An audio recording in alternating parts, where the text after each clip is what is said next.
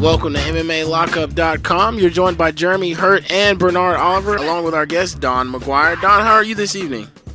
I'm doing fine, sir. How are the both of you?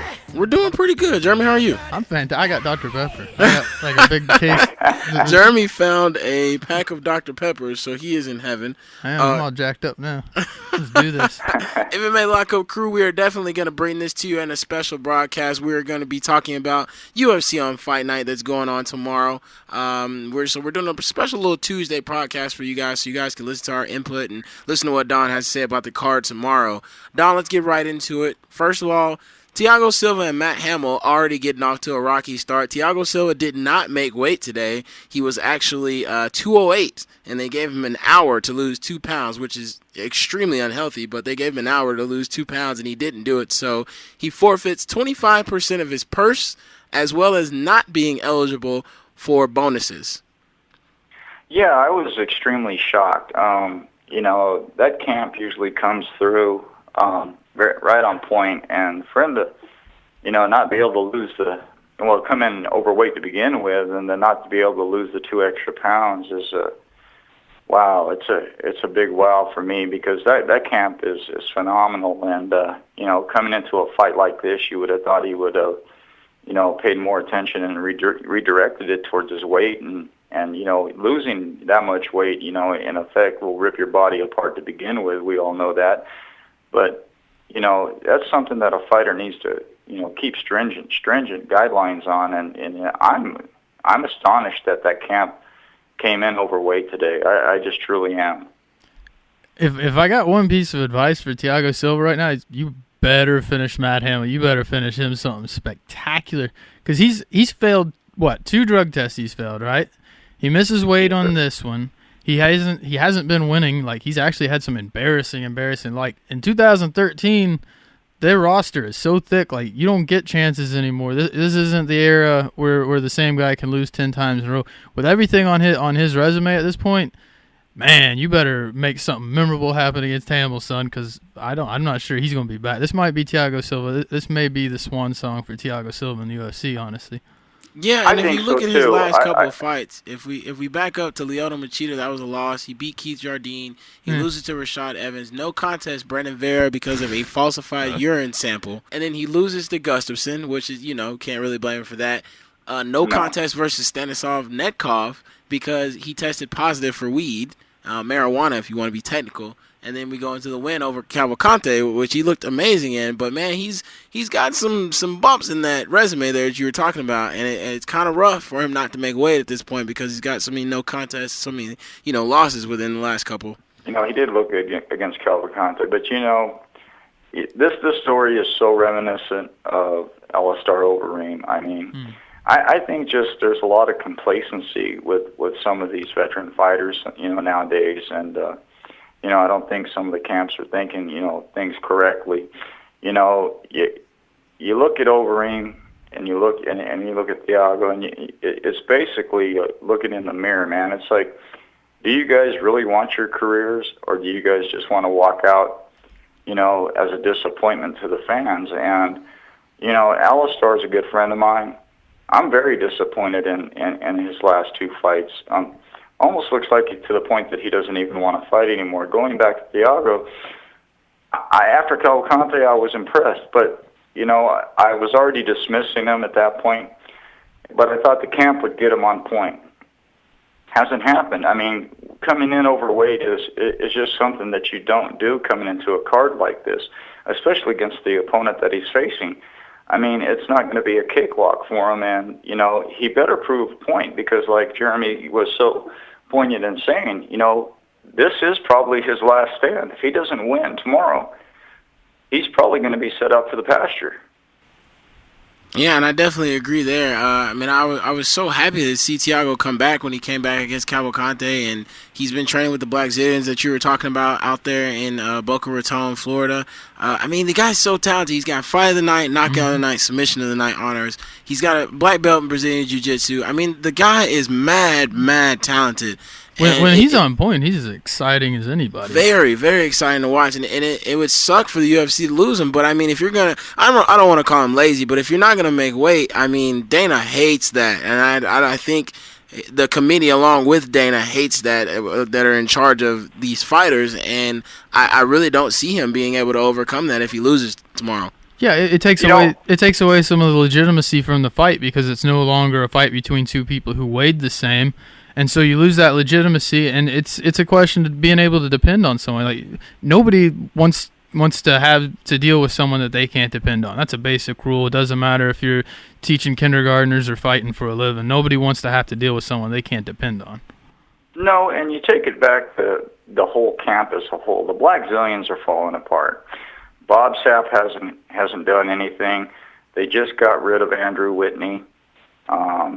Rashad's getting ready to fight again. Alistar's getting ready to fight again, and it's like, the only Black Zillion that's even proven himself to me thus far, is Vitor Belfort, and he's the oldest of the group. and that isn't saying much, but I was very impressed with Vitor when, he brought his kicks back to his arsenal. But, Rashad is the only hope, for the Black Zillions to bring, dignity back to the name and to their camp. I was in utter amazement that this camp is just falling apart like it is. It's a very stringent camp. I know every fighter in this camp, and man, I'm at a loss of words. Yeah, and there's not really much you can say there. You got Rashad and you got Vitor, just like you said, Don. And you guys listen to Fox Sports 1190. This is MMA Lockup. Make sure you guys are tuned in online at all times. Make sure you're following up on Facebook, Twitter. Keep up with us, man. We're keeping the conversation going. But talking about the Black Zillions, man, it really is kind of the Vitor and Rashad Evans show. Even Rashad had struggled there for a little bit. Yeah, and at one point, everybody was, leaving out Bob Sapp. He's a great friend of mine, but everybody at that point was, doing quite well, and then all of a sudden, it was like the whole world saw the camp just falling apart, and it's continued to fall apart to this point. So I'm even, in my mind, reiterating, trying to figure out what's going on and thinking if the Black Zillions are going to even be able to continue if there's a loss tonight. We'll definitely see that against Matt Hamill. We'll see if Hamill can handle Thiago Silva tomorrow for the Fight Night. We'll see if retirement was kind or not to Hamill. But let's move on to the next fight because this was probably going to take the bulk of the podcast here. Eric Silva versus Stun Gun Dong Hyun Kim. This fight could go a lot of different directions, but I guarantee it's probably going to end on the feet. I think it's the fight of the night. I personally think this is an outstanding fight. First of all, if Eric Silva's involved, that automatically gets a check mark. Like, this is going to be a cool fight. That dude, honestly, every time he fights, I am so impressed with Eric Silva. That guy's skill set is ridiculous. He's a young guy, still up and coming. Maybe a lot of people don't know him. If you've seen him fight, you know him.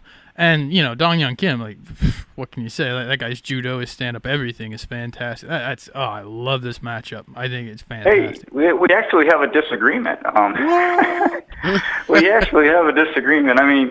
I don't think that it's going to be a glorious fight. I think it's going to be an ugly fight. I think it's going to be a bloodbath. Glorious bloodbath. But yeah, I think it'll be a glorious bloodbath, but as far as your pick for the winner of the fight, no comment. Oh, man. I got Silva, man. I know, Dong Hyun Kim is tough guy, and he's got the experience edge at this level, but I'm going Silva, man. That kid has never failed to impress. And I'll say Dong Hyun Kim in 1 KO.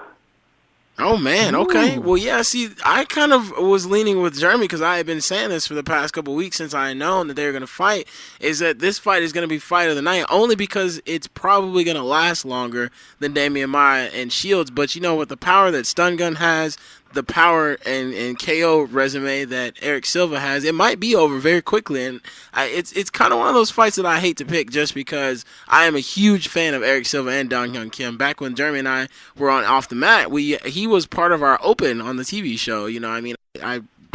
on purpose, I put Eric Silva's overhand right KO in the open of the show because that was one of the most devastating overhand rights I'd ever seen. Didn't even know who the kid was when we were watching that fight down in Brazil, and he definitely just stayed in my mind with that. So, Don, I definitely think that it's definitely going to be a bloodbath. I agree with that because it's going to be a KO. I don't see this fight going any other direction. I think I see a decision. I think it's going to grind out, but it's going to be a grinder to a decision. I don't think he's going to finish Don Young Kim. That's a tall order, but he may very well overwhelm him. I'll put it that way. Oh, I think Don Young Kim's going to just come straight at him and knock him the crap out. I mean, and that's a very valid prediction there because Don Young Kim was not impressed with his last fight. I can definitely see that, Don. They know that it's time. This card is kind of like it's time to prove yourself, and Don Young Kim is just a traditional, aggressive fighter that is just going to, I'm sorry, but I have a feeling he's going to go in there and rip his head off. It's just not going to be, a give me, I'll give you that, but it's going to be a bloodbath. And I'll say Kim in one by 2 minutes, 30 seconds in the first round. Oh, man, that's Don exact. Specificating. So we didn't get our picks officially for the Hamill-Thiago fight. Let's do that right now. Don, your pick for Hamill-Thiago. Hamill? What method? I think it's going to go to a decision. I really do. Because for one thing, Thiago's got a point to prove now that he came in overweight. He's going to give it his best. He knows it's going to be his last stand or be put out to the pasture. So I think he's going to give it all he's got. I think even if he gets caught in an armbar, I think he's going to try to spike him. He's going to do whatever it takes to make the fight go the distance. I don't think he has the abilities to win this fight. Jeremy? I disagree. I think Hamill probably comes out and tries to wrestle him in the first round. Maybe a little bit of success there. Maybe Thiago's got pretty good takedown defense. He's been working on his ground game quite a bit over the last couple of years. But I think the second round, Hamill starts to wear down a little bit like he always has. Probably late second round, sometime in the third round, I think Thiago knocks him out. Maybe he goes to a decision, beats him up a little bit. But I like Thiago on the feet in the second and third. Yeah, all right, well, you can buy me a steak dinner after that one, bro. Yeah, it shows you see my bank account. I'll buy you a ramen dinner. Hey, that'll work. I'm definitely going to go with Thiago by TK. I don't know if he's going to knock him out. He could. He's definitely got the power to put him to sleep, but I think it's going to be Thiago by TKO. It's going to be ref stoppage on that. Going to the next fight, Eric Silva, of course. Don McGuire has Stun Gun winning that fight. You heard his prediction earlier. Jeremy, where are you going with Stun Gun and Silva? I'm going with Silva decision. And again, I think it's a grindhouse. Don Young Kim's no punk. He's nobody's punk, but I think over 3 rounds, Silva probably overwhelms him on the feet, and I like him to win decision. Bloody decision. A glorious bloody decision. It's going to be a bloodbath. I guarantee you that. I disagree with your pick, but I agree with your bloodbath. I do think that Silva is probably going to overwhelm Stun Gun. If he comes out the way that he did last time, I believe he is. And Silva is where I was before this interview. I kind of want to change it to Stun Gun, but I'm not. I'm going to stick with Silva, and I think he's going to I don't know if he's going to finish him, but I'm definitely going with Silva for the win. And I'm going to go ahead and say he's going to finish him. I'm going to pick 2 finishes. He's going to finish him in the third round after Stun Gun's a little worn down. He's going to finish him. He's going to overwhelm him if he has the gas to do that. Well, we'll see. Point taken. Let's get to the Jake Shields. That's the fight I'm anticipating. Yeah, let's go ahead and wrap it up with that last one. Damian Maia versus Jake Shields. Don, I'd love to hear your take on where you think this fight's going to go. Well, I've listened to a couple interviews lately from Jake Shields, and he realizes where his career is at and what he needs to do and what he needs to prove. I think this is going to be a hell of a fight. I tell you, I'm pretty torn on making a pick, but after watching some tapes and listening to some interviews and some training, I'm just going to have to go with Jake Shields. I think it will be a second round submission. Hopefully in a armbar, I'd like to see, but I can't predict the future, but I'm definitely going to go with Jake Shields in 2. We talked about this fight a little bit last week with Dr. Gary Furness, ringside doctor, UFC Strikeforce, and others. He does boxing too, I guess? Yeah, Dr. Yes, sir. Furness does everything.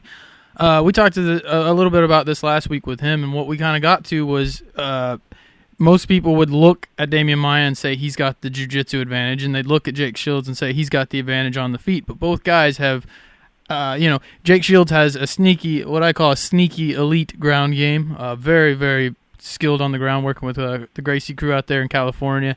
And then obviously Damian Maia, since his fight with Anderson Silva, has been really focusing on his stand-up, and you've seen him come miles in that regard. And of course the weight change has even made him look more impressive. So I think that maybe where each person might be assumed to have an advantage, they don't as much. And a lot of times this kind of makes for weird fights where you kind of, it's real standoffish and there's as much feeling out as there is fighting. I think maybe we see a little bit of that. I do think Jake Shields overall, Damian Maia has incredible groundwork, one of the best in the business. Is Jake Shields as good? I don't know. I've heard a lot of people saying that he might submit Damian Maia. I think overall Jake Shields has the advantage. I think he's more athletic. I think he's more physically dominant. I do like like I said, Damian Maia's got an ascendant stand-up game. It's really coming along, but probably not enough. I like Jake Shields by decision. I'm definitely going to go. I'd just like to add one thing to that. Damian Maia has one of the best ground games in the business, but so does Jake Shields. I mean, he's coming up, off of, a little, animosity in his career. But, I look at it this way. I really feel in my heart that Jake just really has something to prove in this fight. I've gone into cards like this and I've shot them, going in not knowing what to expect coming out at the end of the night. And, these are the kind of cards that I really, really am intrigued by because, even being in the business as long as I have, these cards get my mind just rolling because, I'm enthralled by them because it's like, all right, who's going to take who? Mm-hmm. And you sit and you think about it and you look at all the fights if you shot them and all the fights that you've seen and man, you put it all together and this is a terrific card. People just really don't understand, the people in the business that, like me and you guys that we live, eat, and breathe this stuff. This is the kind of card that we look for. Oh, absolutely. This is the one, the ones where they, got to prove themselves. And, I'll finish that up on the note that Jake Shields knows that he has to prove himself. And, I think he knows where he needs to be, and I think he's going to dominate this fight.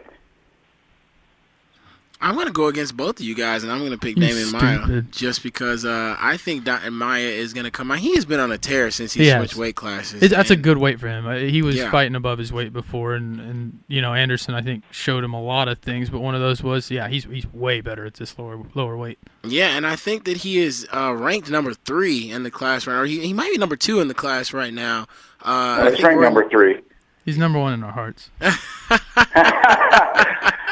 Well, on MMA World Rankings, he's ranked number 3. We just had a discussion in a blog because I'm a moderator on MMA World Rankings, and a lot of people, our new ratings and rankings for the year for the top 10 knockouts came out, and a few people, aren't understanding why certain fighters aren't in the top 10. But we truly base it on fact, not fiction. We're the most unbiased ratings and ranking system in the world, and whether it be people get upset with the way the top 10 is laid out, it's true fact. There's no biased opinion in there at all. And, I would like to see some of these fighters that are going to be in this card ending up in the top 10 pretty quick here. I think Jake Shields is going to come back and he's going to have a glorious future ahead of him. He has suffered some losses and he realizes where he's lost. And I just think that it's his time to shine. I mean, his jiu-jitsu is getting better. His stand-up has always been great. I would like to see him go to the ground. I honestly would. I'd love to see both of them go to the ground and then just take it and ground and pound. Yeah, see, I think that Maia is he's gonna nullify anything that Shields really throws him on the ground. I know Shields is very, very talented on the ground, but I really feel like Maia's gonna come out and he's gonna be looking for a finish on the ground. He's gonna be looking for a submission, and he's gonna go for it. And there's not gonna be anything that Shields can do to stop him. If it stays standing and we see Jake Shields from Strikeforce days, yeah, I think Shields has a good chance of jabbing him into oblivion. But I haven't seen that Jake Shields since Strikeforce, and I don't think that I really don't see him coming out that way against Damian Maia. Damian Maia has looked way too good to me, so I'm going to take Damian Maia by submission by the second. Don, what's your official pick? I'll say Jake Shields by a decision. Just for the simple fact that I know it's going to be a battle on the ground. He's also got a new arsenal. He's been learning, when he gets caught in an arm bar, he's learned how to spike the opponent, to the point of even his arm almost being ripped off of his body. So whatever Maia throws at him, I really just in my heart, I think it's going to be a decision, but I think Jake Shields is going to walk away victorious. I agree with Don. As he elaborated on earlier, I think that this is a really intriguing matchup. It could go any one of a million different ways, but in the end, like I said earlier, I think that Jake Shields has got the athleticism. I think he's got the physical superiority, and for that reason, over 15 minutes, I'll take Jake Shields by decision. It's a 5-round, isn't it? Because it's the main event? Sir. Yes, it is. Yeah, 25 minutes. Yeah. That's a long time. Yeah, it is. And especially Damian Maia has been at this weight class for not, he's not new to it, but it's not been there for a terrible amount of time.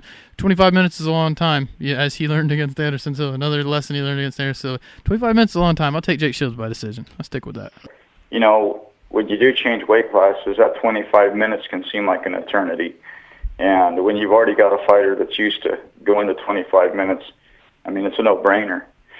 Yeah, that's why I think that Damian Maia is going to come out and finish him early, so I'm definitely still going to disagree with both of you guys. That's going to do it for our podcast. Don, we might go ahead and get you back on. I know you said you were happy to come back on this week. Let's get you back on for the second half of this week if we can, if we have enough time to squeeze you in a second time this week. We definitely want to kick a shout-out to Mr. David Mitchell and Tom Call out in Vegas and in California, wherever they may be right now. Mitchell is fighting on the undercard tomorrow. Let's give him good tidings and good hope and blessings on that, and make sure he gets all that before he goes into the ring tomorrow. And Don, it's been real, like it usually is, and we're gonna come back later in the week and we'll continue the show.